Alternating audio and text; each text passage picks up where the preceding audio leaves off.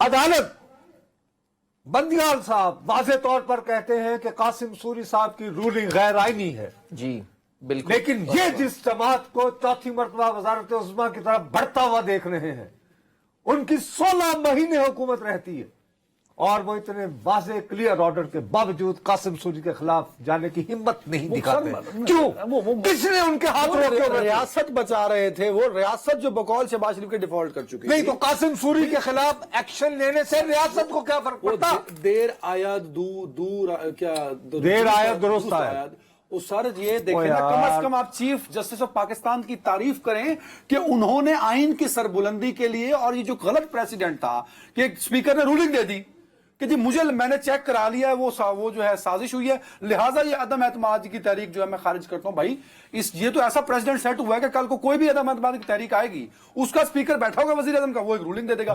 یہ پریزیڈنٹ جو سیٹ ہوا ہے اس کا خاتمہ ہونا چاہیے، اور چیف جسٹس ایک بڑا ایسا اقدام کر رہے ہیں. اگر آرٹیکل 6 لگا رہے ہیں، اور میرے خیال میں لگنا چاہیے. بھائی صاحب آپ کی مدح جو ہے وہ فائز عیسیٰ صاحب کی حمایت میں ستائش، بسم اللہ، میں آپ سے ایگری کرتا ہوں، لیکن یہ انیشیٹو تو ماضی کے چیف جسٹس صاحب بھی کہہ چکے کہ غیر آئینی ہے. حکومت نے نہیں کیا نا. کیوں نہیں کیا؟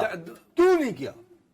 ان کے اپنے مفاد ہو. کیا؟ شہباز شریف صاحب بڑے بزی تھے سر. بتائیں. وہ سر 16 جماعتوں کو میں نے کیوں نہیں کھل کے کہتے کہ انہیں روکا؟ انہوں نے کنہوں نے جو ایوان صدر میں ملا کرتے تھے بانی تحریک سے کہ جان دیو جی سانو معاف کر دو، کیوں نہیں کہتے؟ یہ زبان میں کیا چھالے پڑ جاتے ہیں یہ بات کہتے ہوئے تمہیں؟ میں سمجھا نہیں، میں واقعی آپ کی بات نہیں سمجھا. قمر جاوید باجوہ نام کے کوئی صاحب ہوتے تھے شاید، انہوں نے روکا کیوں نہیں؟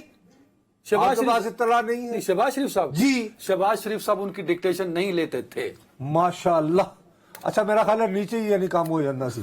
یہ کہنا چاہ رہے ہو کہ نہیں کتنے میرا علی، یعنی آپ کہنا یہ چاہتے ہیں کہ قمر جاوید باجوہ کے متاحتین کی بات پر ہی یس سر کر کے آگے بڑھ جاتے تھے، یہ کہہ رہے ہو؟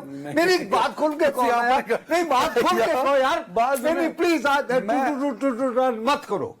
سر میں آپ سے عرض کر رہا ہوں کہ بات اس طرف بڑھ رہی ہے تو اچھی بات ہے نا. آپ مجھے ایک بات بتاؤ کہ ورنہ عامر نہیں، میں تھوڑا سا میں یہ نہیں چاہتا کہ آپ میری بات کی خامخواہ کی تصدیق یا تردید کرو. میں آپ سے بنیادی طور پر ہمیشہ رپورٹنگ کی توقع رکھتا ہوں عامر بھائی، لیکن کیا آپ ایز اے کورٹ رپورٹر یہ محسوس نہیں کرتے کہ اگر معاملے پر مٹی ڈال دینی ہوتی تو پھر قاسم سوری کو اصالتاً کیوں انہوں نے طلب کیا ہے؟